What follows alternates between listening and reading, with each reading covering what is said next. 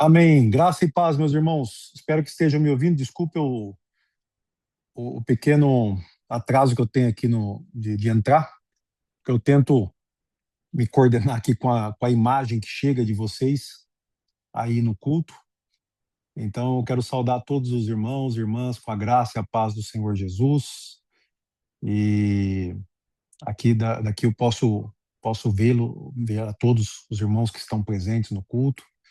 Às vezes não consigo reconhecer a todos, né? Mas vejo muitos de vocês. Então é uma alegria poder estar participando com vocês desse culto. Então deixa me ver se vocês estão me ouvindo para mim ter certeza. Vou pedir para ficarem em pé e abrirem as suas Bíblias. Amém. Glória a Deus. E vou também aqui bom, depois vou compartilhar aqui o texto bíblico. Mas vamos abrir a Bíblia no capítulo 7 de Atos dos Apóstolos. Deixa eu pôr aqui, assim vocês também podem ter do verso 45, nós vamos ler até o capítulo 8, no versículo 3. Agora são praticamente 8h30, né? Então vamos ver se em 30, 35 minutos a gente consegue entregar aqui a mensagem do Senhor para vocês nessa noite. Então, como eu falei para os irmãos da última vez, eu tenho usado a versão corrigida. Não é a melhor versão para leitura em casa, para leitura bíblica diária que nós fazemos, muitas vezes, para meditar, porque ela tem um português mais antigo, mais difícil de entender às vezes. Mas, para o nosso propósito aqui de mensagem expositiva, é muito útil a gente usar essa versão corrigida, né? Porque ela é bastante literal, fiel ao texto, palavra por palavra. Então, glória a Deus por isso. Então, diz assim, só que nós não vamos ler, nós não vamos ler o texto todo. Eu vou fazer uma proposta diferente com vocês nessa noite. Nós vamos dividir o texto em 5 partes. Então, vamos ler cada uma dessas 5 partes e depois, então, vamos estar explicando cada uma delas dentro do significado que ela tem para nós. Tanto o significado que ela teve para Lucas, que é o autor do livro, né, desse livro histórico da igreja de Atos, como também para os seus ouvintes naquela época, e procurando trazer para nós hoje o que ela significa para nossas vidas hoje em Pirajuí, né?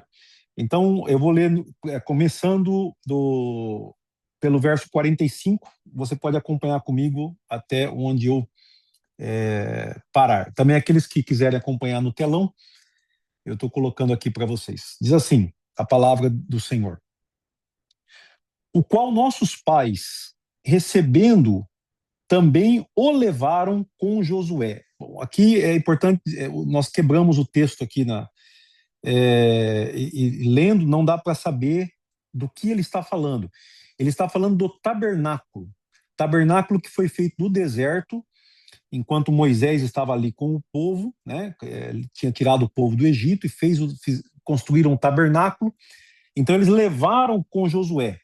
Quando entraram na posse das nações que Deus lançou para fora da presença de nossos pais, até os dias de Davi, que achou graça diante de Deus e pediu que pudesse achar tabernáculo para o Deus de Jacó. E Salomão lhe edificou a casa, mas o Altíssimo não habita em templos feitos por mãos de homens. Como diz o profeta: o céu é o meu trono e a terra o estrado dos meus pés. Que casa me edificareis, diz o Senhor? Ou qual é o lugar do meu repouso? Porventura não fez a minha mão todas estas coisas?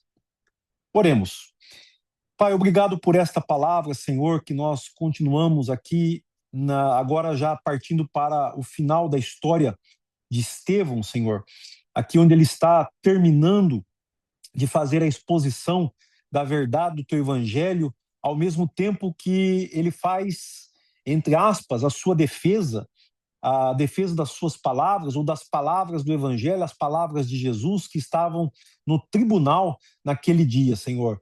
E que o Senhor nos ajude a entender, a compreender por que essas palavras foram registradas, por que essa história aconteceu e qual é a importância delas para nós hoje. Abençoa a tua igreja reunida neste lugar. Eu te peço, fala através do teu Espírito Santo, usa-me, usa a minha boca, Senhor, a minha mente, o meu ser, todo o meu ser aqui para transmitir, ao mesmo tempo que o Senhor possa estar aí, ó Deus amado, na tua igreja, ó Deus, operando poderosamente, Senhor, acampando anjos, ó Deus, como diz a tua palavra também no Salmo, Senhor, que os anjos do Senhor estejam guerreando pelas guerras do Senhor nesta cidade de Pirajuí, e desde Pirajuí até os confins da terra, como nós já oramos hoje, pelo Marrocos, por Burkina Faso, pelos Estados Unidos, por outros povos africanos, e até mesmo, Senhor, pela missão que é feita, Senhor, pelas nossas irmãs professoras que têm levado o teu evangelho ali na Casa Betânia. Nós te glorificamos o teu nome, Senhor, porque o Senhor é poderoso. Como nós vemos aqui, o Senhor é chamado de Altíssimo, e nós pedimos a tua bênção e a tua graça para nós, em nome do teu Filho Jesus Cristo. Amém. Os irmãos podem se assentar. Glória a Deus. Louvado seja Deus pela câmera. Os irmãos sabem que tem uma câmera ali em cima, né? A câmera pequenininha ali, se você olhando do lado esquerdo, lá no alto, tem uma câmerazinha, é dali que eu consigo ver os irmãos, né? E eu não ouço, mas quando vocês estão transmitindo pelo Facebook, eu participo dos louvores também. Aliás, louvores maravilhosos, né? Que têm edificado muito o meu coração, a minha vida. Irmãos, aqui nós já acredito eu, a terceira parte do sermão ou da exposição que Estevão faz quando ele está ali no tribunal do Sinédrio, sendo acusado, como nós já temos visto aí nas últimas mensagens. Mas aqui ele chega ao ponto final da sua mensagem, da sua exposição, e justamente ele está falando do tabernáculo, e ele vai falar do templo que foi construído. E é interessante porque ele vai dizer exatamente que não era o propósito de Deus que fosse construído. Deus não mandou construir essa casa. Deus não mandou construir aquele templo que Salomão construiu. Aquilo foi um desejo do coração de Davi. E é interessante, nós vemos aqui que o Estevão, ele diz que foi uma graça concedida ao Davi, que era servo do Senhor, ao rei Davi, né, ou pastor Davi, como vocês quiserem chamá-lo, porque ele era pastor, ele era rei, e ele era ovelha também do Senhor, porque ele disse: o Senhor é o meu pastor e nada me faltará.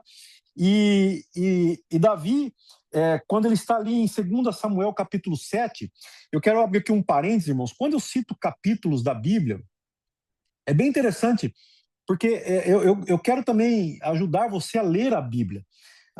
Quando a gente fala em capítulos, a gente não está... É melhor falar em capítulos do que falar em versículos, veja bem. Então, 2 Samuel 7 é um capítulo muito interessante. A história ali, todos nós temos que conhecer aquela história. É a história quando o Davi chama o Natã, profeta. Davi é rei, Natã é um porta-voz de Deus, e ele fala para Natã: Natã, eu vivo aqui num palácio e Deus mora ali numa barraca.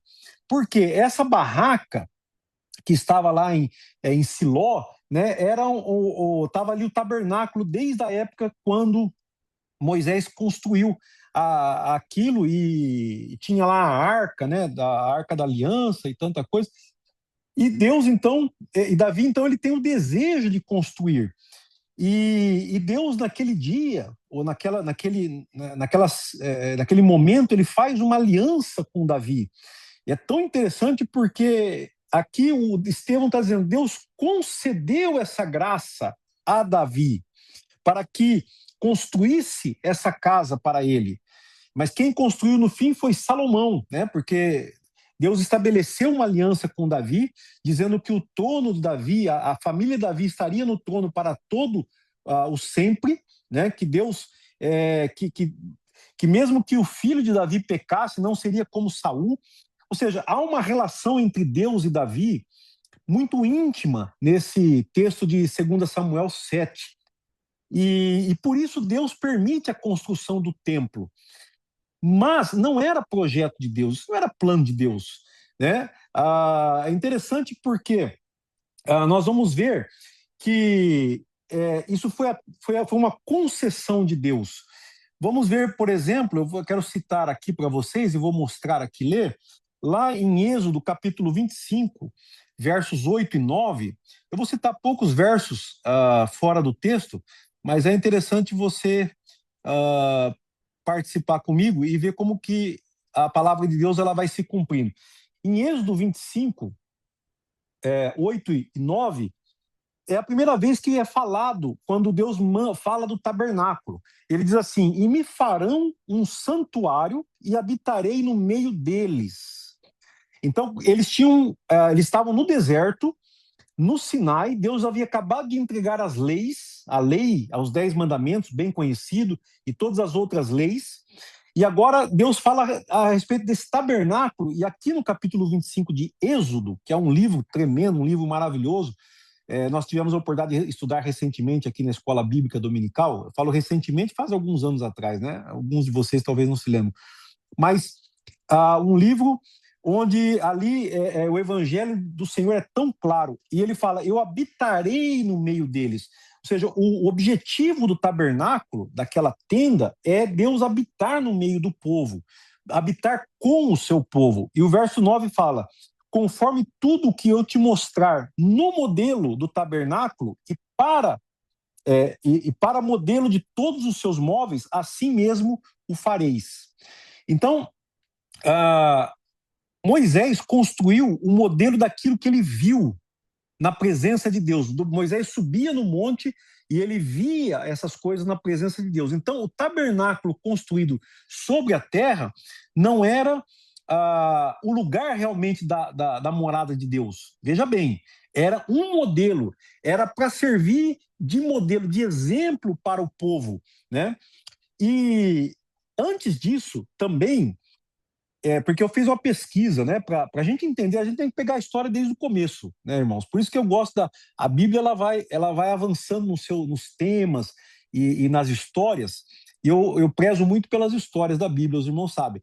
Então, se você volta alguns capítulos antes, lá em Êxodo, no capítulo 15, quando eles acabam de passar o Mar Vermelho, Moisés, então, ele canta. Ali é uma poesia que Moisés está cantando ao Senhor. E ali é onde ele menciona um santuário. Ele diz assim: tu os introduzirás. Os quem? Ele está falando do povo, né? Do povo de Deus que vai ser liberto, que vai ser que está sendo liberto do Egito e que será introduzido, né? Tu os introduzirás e os plantarás no monte da tua herança, no lugar que tu, ó Senhor, aparelhaste para a tua habitação. No santuário, ó Senhor, que as tuas mãos estabeleceram. Então, e depois no verso seguinte, verso 18, ele diz assim: o Senhor reinará eterna e perpetuamente.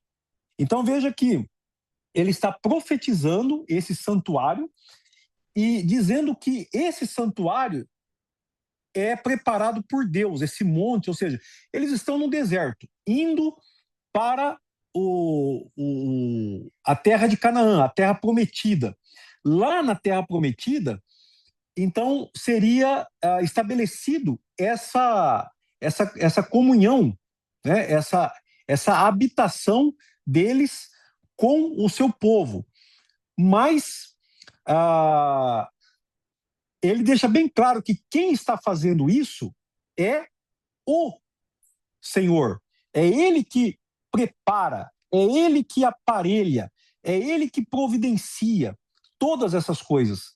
Ou seja, eles não dizem que eles mesmos vão fazer alguma coisa assim, né? Muito bem.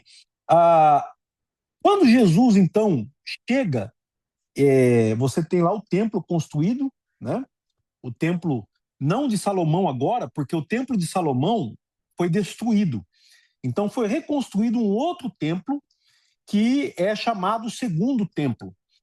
E ele é construído, né, por, ah, por Esdras, né, e depois Zorobabel, aquele pessoal todo lá, que a gente vê assim as histórias nos profetas também, e depois aumentado por Herodes, porque Herodes então ele vai e aumenta, ele melhora o templo, né? Então esses templos construídos assim, eles vão se tornar um lugar de encontro daqueles líderes religiosos. E agora, Jesus ele chega e ele não se sente em casa no templo. Quando ele vai ao templo, inclusive, ele expulsa os mercadores, os comerciantes. Ele vê que o templo, e ele diz, né, que o templo perdeu a sua finalidade ali. E Jesus, então, ele critica o templo, mas Jesus, ele é o Senhor. E, e aí, então, na oração que ele faz, lá em João 17, que eu vou também colocar aqui para os irmãos acompanharem, lá em João 17, ele vai dizer, João 17, 24,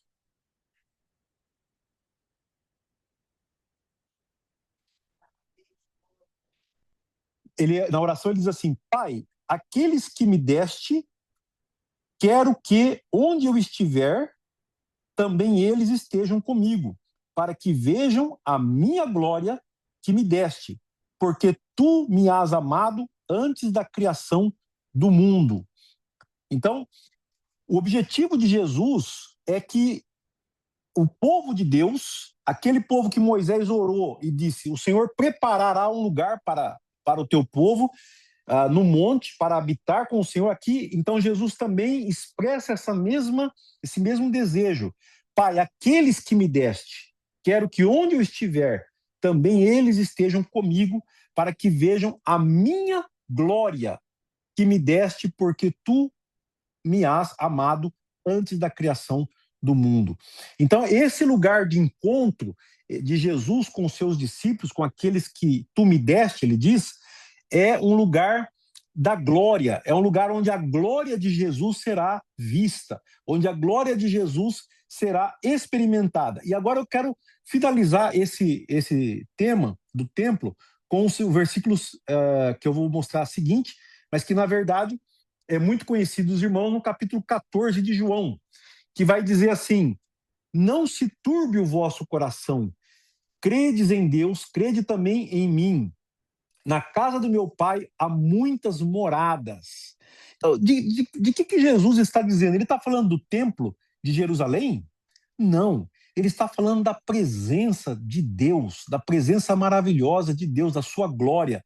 Ele fala assim: se não fosse assim, eu vou-lhe teria dito, pois vou preparar-vos lugar. E no versículo 3 ele diz: e se eu for e vos preparar lugar, virei outra vez e vos levarei para mim mesmo, para que onde eu estiver, estejais vós também. Mesmo vós sabeis para onde eu vou e conheceis o caminho. Então disse-lhe Tomé: Senhor, nós não sabemos para onde vais. Como podemos saber o caminho? Disse-lhe Jesus: eu sou o caminho e a verdade e a vida, e ninguém vem ao Pai senão por mim. Então, meus irmãos, vamos lembrar que Estevão ele está sendo acusado aqui pelos seus acusadores de estar, de ter dito que Jesus destruiria o templo. Agora, a verdade é a seguinte, irmãos: o templo não significa mais nada, aquele templo de Jerusalém que estava ali. Por quê? Porque ele estava desprovido da presença de Deus. Jesus ele veio e prometeu, e Jesus ele é o único caminho. Então, se Jesus não está no templo, então o templo não serve para mais nada. O templo não é o caminho para chegar até Deus. Nenhum templo e nenhuma organização religiosa, nenhuma reunião religiosa pode nos levar até Deus a não ser Jesus, porque ele falou: eu sou o caminho, eu sou a verdade e a vida. Não tem outro caminho, não tem outra maneira de chegar até Deus. Então, nessa visão, né, nesse propósito, é que então o Estevão ele vai citar Isaías. Ele vai citar Isaías. Vou novamente ler para os irmãos aqui. Os irmãos se lembram, nós acabamos de ler, eu mostrei aqui no telão, quando Estevão diz: o céu é o meu trono e a terra o estrado dos meus pés. Que casa me edificareis? Quer dizer, como é que vocês vão edificar casa para Deus? Se Deus está sentado no trono que é o céu. Se a terra toda só serve para Deus colocar os seus pés. Como que vocês acham que Deus está dentro de uma casa, de um prédio de 4 paredes que vocês construíram? Não, ele diz. Então, o Senhor diz: qual é o lugar do meu repouso? Porventura não fez a minha mão todas essas coisas? E é interessante porque quando Isaías disse essas palavras, tá, que estão registradas no capítulo 66 de Isaías, o templo de Salomão ainda estava erguido. O templo de Salomão ainda estava erguido. Ou seja, o problema não é o templo de Salomão ou o templo de Herodes. Porque alguns podem dizer: Salomão era um homem santo, filho de Davi, e a glória de Deus se manifestou naquele lugar. Mas agora é o templo de Herodes, e Jesus não gostou, Deus não gostou. Não, não tem nada a ver. O que tem a ver é que o povo que está nesse templo não é um povo obediente, não é um povo que está com o coração ali. O louvor que eles prestam a Deus não passa do teto. Os sacrifícios que eles prestam a Deus não agradam o coração de Deus. Esse é o problema. Então, por isso que o Estevão ele está falando com clareza isso daí. Então, meus irmãos, para nós aplicarmos hoje na nossa vida, o mais importante não é o lugar, mas é com quem nós habitamos. Não é o lugar. Porque se você tem a presença de Deus dentro da sua casa, você é abençoado. Quando você se reúne com irmãos e irmãs com um coração sincero, às vezes um culto de segunda-feira, uma reunião de oração na segunda-feira que nós fazemos aqui na igreja, pode ser muito mais cheia da presença de Deus do que o culto domingo à noite. Não é questão de porque tem muita gente ou tem pouca gente, mas é se o nosso coração está realmente ali para adorar ao Senhor e para adorarmos junto com outros irmãos, com outras famílias, com o coração limpo, com o coração buscando a Deus, buscando sermos corpo juntos pelo Evangelho de Jesus Cristo. E depois outra, ali em Jerusalém estava uma luta pelo poder. Até hoje, né? Jerusalém é um lugar de luta, é um lugar de guerra. As pessoas estão lá procurando poder, procurando controlar a Deus. E Deus já não está mais lá já faz muito tempo. Ou seja, no sentido, Deus não tem mais nada a ver com essa Jerusalém de hoje. Eu confesso para os irmãos que o ano retrasado eu estive ali na Jordânia, que é o país vizinho de Israel, do outro lado do Rio Jordão. Eu até fui até o Rio Jordão, eu e André, nós estávamos dando um curso de oralidade ali para missionários na Jordânia, e ali nós fomos até o Rio Jordão do lado de lá, né? Fomos ali no Mar Morto, e de longe a gente via os montes ali onde está Jerusalém, mas a gente não passou porque não havia tempo suficiente, estava em guerra com os palestinos, o Israel. Mas, irmãos, não há nada de Deus ali para nós, porque nós temos a presença de Deus, que é Jesus Cristo na nossa vida. É como um lugar histórico, ou como um lugar onde você pode realmente ver alguns textos da Bíblia com mais clareza, porque você está naquele lugar, é válido, mas não é um lugar santo, né? Então, isso aqui, essa é a mensagem de Estevão, e vai fazer sentido aqui no final do nosso texto. Vamos agora para a segunda parte do texto. A primeira foi a mais demorada, viu, irmãos? Não precisa se preocupar que nós não vamos ser tão demorados nas outras partes. Então, aqui, o próximo texto que nós vamos ler é justamente a partir do versículo 54. Não, perdão, estou pulando aqui. 51, do 51 ao 53. Então, nesse texto, são as últimas palavras da defesa de Estevão diante do Sinédrio. Ele diz: homens de dura cerviz e incircuncisos de coração e ouvido, vós sempre resistis ao Espírito Santo. Assim, vós sois como vossos pais. A qual dos profetas não perseguiram vossos pais? Até mataram os que anteriormente anunciavam a vinda do justo, do qual vós agora fostes traidores e homicidas. Vós que recebestes a lei por ordenação dos anjos e não a guardastes. Aqui, essas são as últimas palavras de Estevão. Vocês acham que o pessoal gostou das palavras? Gostou nada, né? Eles ficaram. Depois nós vamos ver que eles ficaram muito furiosos. Porque ele falou a mais pura verdade, irmãos. Depois que o templo foi reconstruído, aliás, quando Isaías profetizou aquelas palavras registradas um pouco antes, lá no capítulo 66, quando o templo de Salomão ainda estava erguido, o pessoal já começou a perseguir. Isaías, Jeremias, esse pessoal já foi perseguido, esses profetas, porque eles falavam a verdade. Isaías, ele foi cerrado pelo meio. Jeremias, ele ficou preso muito tempo, apanhou de tudo quanto é jeito. Entendeu? E outros profetas foram martirizados, foram mortos. Esses profetas que você tem no Antigo Testamento, eles pagaram com a vida para deixar aquelas palavras escritas, ou para dizer aquelas palavras, porque eles não só escreviam, eles falavam cara a cara com os poderosos da sua época. Então, ele falou, vocês fizeram pior que os seus pais, porque os seus pais mataram os profetas que anunciaram o justo. Agora, vocês mataram o justo. Veja só, vocês mataram o justo. Não sei, desculpa se o meu microfone está falhando, espero que não, irmãos. Deixa eu ver aqui. Ok. Então, amados, eu quero só dizer aqui que ele fala aqui uma coisa interessante. Ele fala assim: vocês receberam a lei por meio de anjos. E aqui eu vou mencionar um outro capítulo, não vou nem ler, para não tomar muito o seu tempo, que é Hebreus capítulo 2, que fala que se quem transgrediu contra a lei que foi entregue por meio de anjos, imagina quem vai transgredir o filho, né? Vai ser muito pior. Vai ser muito pior.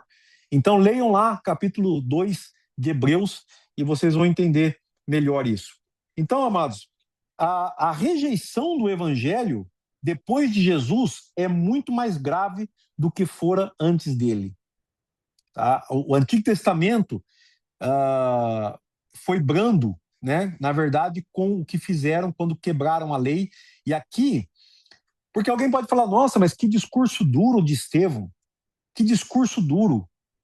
Ele realmente ofendeu, ele realmente atacou aqueles homens, aqueles senhores, aqueles anciãos tão santos e maravilhosos, homens de Deus. Mas não é assim, essa não é a verdade. Eles estavam rejeitando a Jesus. Ele fala que eles eram incircuncisos de coração, teimosos. Agora, irmãos, será que nós muitas vezes não corremos esse risco também de sermos teimosos contra a palavra de Deus? Como está o nosso coração diante do Senhor quando Ele nos fala pela sua palavra? Né? É um perigo, realmente. E não adianta, não tem para onde fugir, se falar assim, igual o nosso irmão Mateus contou uma história muito interessante que o cara ficou chateado com ele porque ele falou a verdade, e o cara falou, agora eu conheço a verdade, e como é que eu vou fazer, né? Mas aqui, essas palavras de Estevão, elas são justas. E não adianta fugir. Se você conhece ou não a verdade, se a pessoa conhece ou não a verdade, ele rejeita a verdade. Jesus está sendo rejeitado pela maioria das pessoas na cidade de Pirajuí. A maioria das pessoas não querem saber de Jesus Cristo. É ou não é? A maioria das pessoas não lê a Bíblia, não busca a verdade, não pratica a verdade. Também não adianta você saber e vir no culto todo domingo, você tem que praticar. Nós temos que praticar, nós temos que obedecer. Esses homens aqui, como líderes religiosos, eles não obedeciam. É isso que e eles foram até chegar ao ponto de matar Jesus. E agora o texto está aí, eu não vou ler. Hebreus capítulo 2. Anota e lê na sua casa para você entender o perigo que existe das pessoas que rejeitam a Jesus Cristo. E você vai entender que as palavras de Estevão não foram duras demais. Vamos agora para a próxima parte. Atos 54, versículo 54, capítulo 7. Vamos ver aqui a recompensa de Estevão. Ouvindo eles isto, enfureceram-se em seu coração e rangiam os dentes contra ele. Mas ele, estando cheio do Espírito Santo e fixando os olhos no céu, viu a glória de Deus e Jesus, que estava à direita de Deus, que estava, perdão, sim, é que não chegou aí na parte aqui, que estava à direita de Deus e disse: Eis que vejo os céus abertos e o Filho do Homem que está em pé à mão direita de Deus. Aleluia, aleluia. Veja só, eles bravos, enfurecidos, né? Enfurecidos contra Estevão pelas palavras que ele disse, porque foram duras as palavras para eles. Estava todo mundo bravo, tanto o sinédrio quanto os acusadores, as testemunhas acusadoras. Lembram-se que as testemunhas eram helenistas. Lembram que Estevão falava grego. Pode ser que até que ele tenha feito a defesa dele em aramaico, mas a língua dele era grega, porque ele era helenista. Helenista eram aqueles judeus que foram dispersos pelo mundo quando o templo foi destruído, o templo de Salomão lá atrás, como nós mencionamos aqui. Então eles passam a ser falantes de grego, porque a língua majoritária, a língua mais falada no mundo, por causa do Império Grego, do grande Alexandre, né? O grego que dominou o mundo, Alexandre o Grande. E quando eles voltam para Jerusalém, eles voltam falando grego. E agora eles estão enfurecidos, rangendo os dentes. Mas Estevão foi cheio do Espírito Santo e olhou para o céu e ele viu o quê? Ele viu a glória de Deus. Aleluia. Ele viu a glória de Deus. Você dá para você imaginar, irmão? Essa é a recompensa de Estevão. Estevão está a ponto aqui de ser morto por apedrejamento. E ele está diante de um tribunal enfurecido contra ele. E ele olha para o céu e ele vê a glória de Deus. E vê Jesus à sua direita. E aí ele declara isso. Por que Estevão declara, irmãos? Porque essa declaração de Estevão é a declaração do Evangelho. Jesus ressuscitou dos mortos e ele subiu ao céu. E é lá que ele está, à direita da glória de Deus. Só que quando ele descreve a imagem, ele tem um outro porém aqui. Todos os textos da Bíblia dizem que Jesus está assentado à direita de Deus. Mas como é que Estevão vê Jesus? Jesus está em pé, à direita de Deus. Por que Jesus está em pé? A explicação desse texto aqui, mais lógica para nós, é que Jesus está honrando o seu servo que está dando testemunho dele lá em Jerusalém, diante do Sinédrio. E Jesus se levanta para receber o seu servo. E isso nos remete, porque, primeiro, a visão é do Evangelho. Ao declarar a visão, o Evangelho é anunciado. Lembram-se do Salmo 110 que fala assim: e disse o Senhor Jeová ao meu Senhor Adonai: assenta-te à minha direita até que eu coloque os teus inimigos por estrado dos teus pés. Então, A visão, o cumprimento da palavra do Senhor do Salmo está aí. Só que também nós vemos uma outra palavra aqui cumprida do Senhor Jesus. E aqui eu vou ler para vocês porque essa palavra é muito importante para nós termos ela no nosso coração nessa noite. Jesus disse, aqui está o Salmo que eu acabei de citar, inclusive eu não citei o versículo 2 que diz: e o Senhor enviará o cetro da tua fortaleza desde Sião, dizendo, domina no meio dos teus inimigos. E volta a dizer, irmãos, desde Sião, Deus vai dominar desde Sião, ele vai dominar tudo. Jesus, ele vai dominar tudo. O reino lembram das palavras de Moisés lá em Êxodo 15? Ele reinará eternamente. Ele é o rei. E agora, Jesus disse muito bem falado, muito bem dito. Bem-aventurados sois vós, quando vos injuriarem e perseguirem e mentindo, disserem todo mal contra vós por minha causa. É isso que está acontecendo com Estevão. Ele está sendo acusado falsamente, com mentiras, né, diante do tribunal, que tinha poder. Aquele tribunal tinha muito poder, irmãos. Era um poder, não era só poder religioso. Então a gente pensa que eles estavam ali só para falar de coisa de religião, mas eles tinham poder, e esse poder era só que eles não podiam matar. Eles não tinham poder de condenar Estevão à morte, o tribunal do Sinédrio. Mas eles tinham sim poder de prendê-lo, como tinham feito, né? Agora, olha o que Jesus diz no versículo 12. Por que vocês são bem-aventurados? E aqui eu quero também lembrar a vocês, irmãos, a leitura das bem-aventuranças. Essa discussão teve recentemente aqui na nossa igreja, inclusive na equipe pastoral, a gente fez estudo bíblico junto. Ele diz assim: exultai e alegrai-vos, porque é grande o vosso galardão nos céus, porque assim perseguiram os profetas que foram antes de vocês. Nós não somos bem, não vou nem falar de nós, né? Porque eu nem me comparo com Estevão. Estevão é bem-aventurado não porque mentiram contra ele ou porque perseguiram ele. Ele é bem-aventurado porque grande é o galardão dele nos céus. Bem-aventurados pobres, porque deles é o reino dos céus, ou o reino de Deus. Eles não são bem-aventurados porque eles são pobres. Eles são bem-aventurados porque o reino de Deus é deles. Bem-aventurados que choram, porque eles serão consolados. Bem-aventurados mansos, porque eles herdarão a terra. Então, a bem-aventurança, ela não está no mal que está acontecendo. A pobreza é um mal, o choro é um sofrimento, é um mal. A humilhação, a mansidão, tudo isso é colocado de uma forma negativa. Esse povo está sendo explorado, esse povo está sendo oprimido, roubado.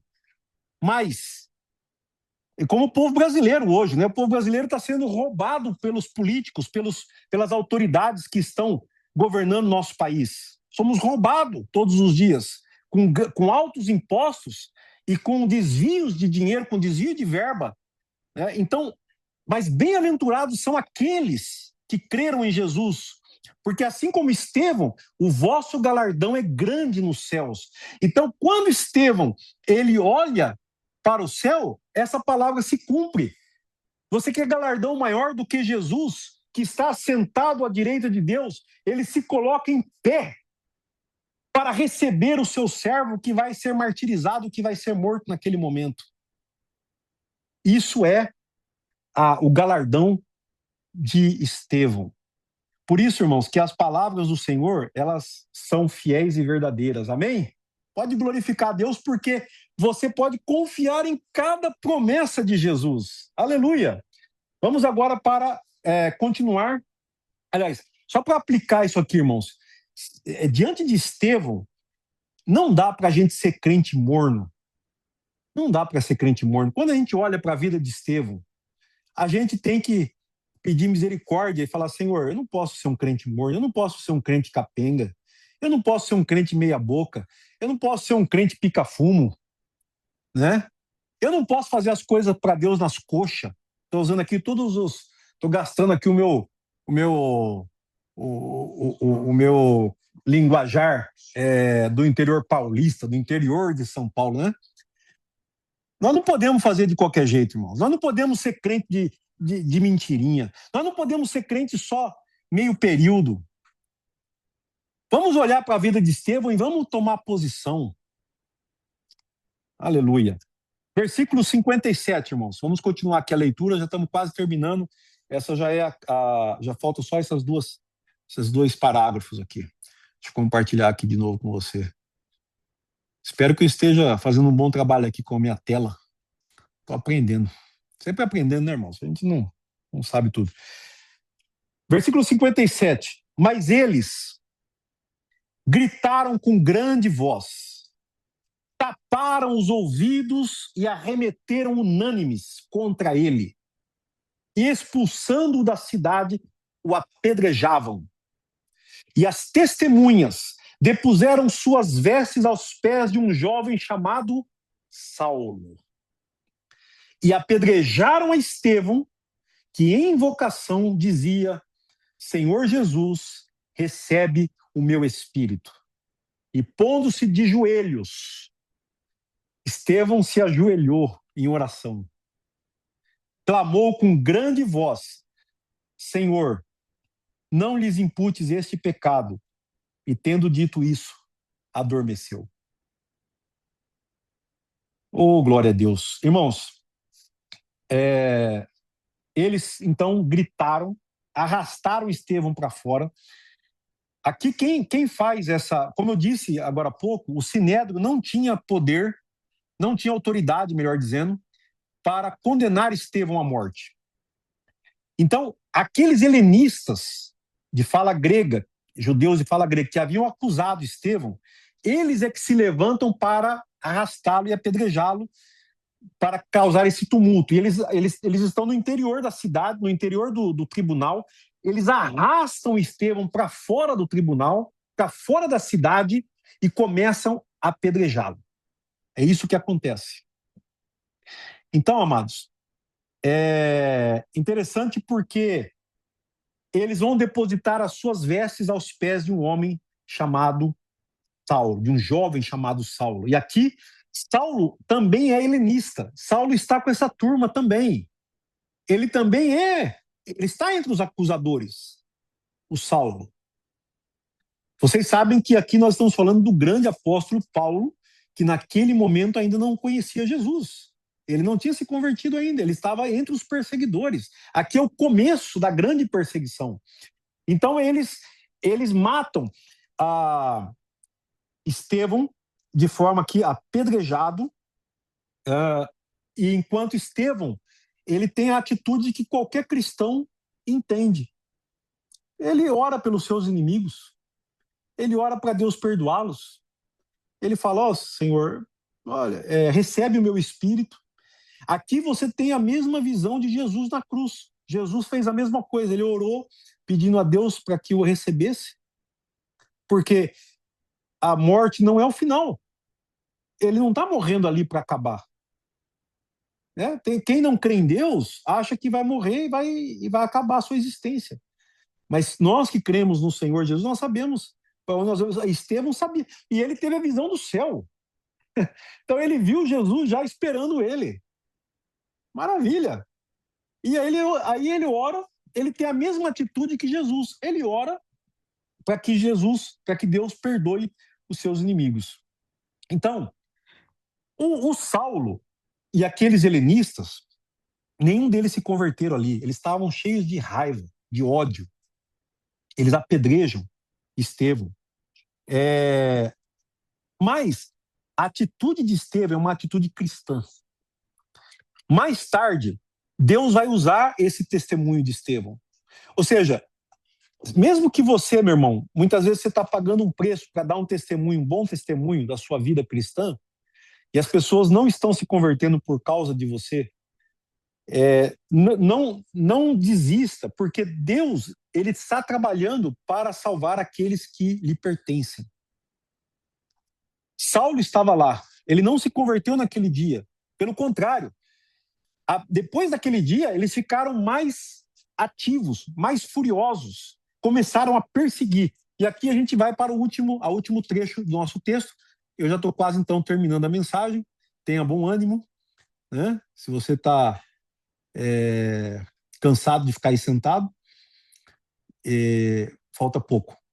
Então, o último trecho, Atos capítulo 8, versículo 1.